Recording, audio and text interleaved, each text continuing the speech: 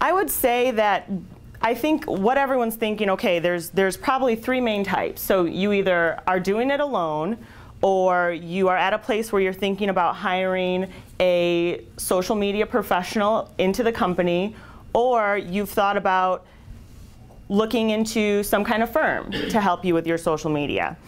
My recommendation is that we can maybe do all three of those things over the lifespan of your company. And so obviously, you've got to start out, unfortunately, going it alone. Any small business owner knows there's a certain amount of bookkeeping you have to do on your own right away. There's a certain amount of accounting and marketing and asset management that you've got to do on your own when you start a small business, and social media is the same way. I'll also use those same examples as when your business does start growing. There are certain things that you do want to outsource. An accountant, right? Maybe some legal help. And I really recommend putting social media in that category because it's something that requires professional expertise. It's something that you probably don't want to do alone. I don't want to do my accounting, so it's one of the first things that I looked to outsource.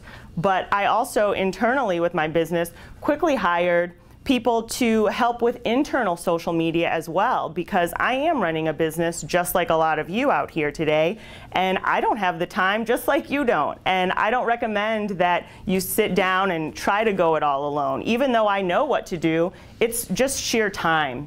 You know, you don't have the time to run a business, especially if your product isn't related to social media, and also run successful social media campaigns.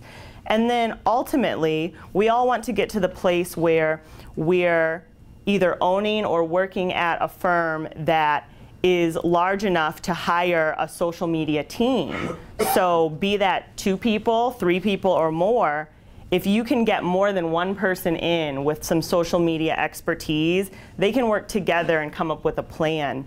Because you need people around the clock on social media. Can you imagine hiring someone who only works 40 hours a week, and then someone asks a question at 2 o'clock in the morning, and it goes unanswered for 5, 6 hours?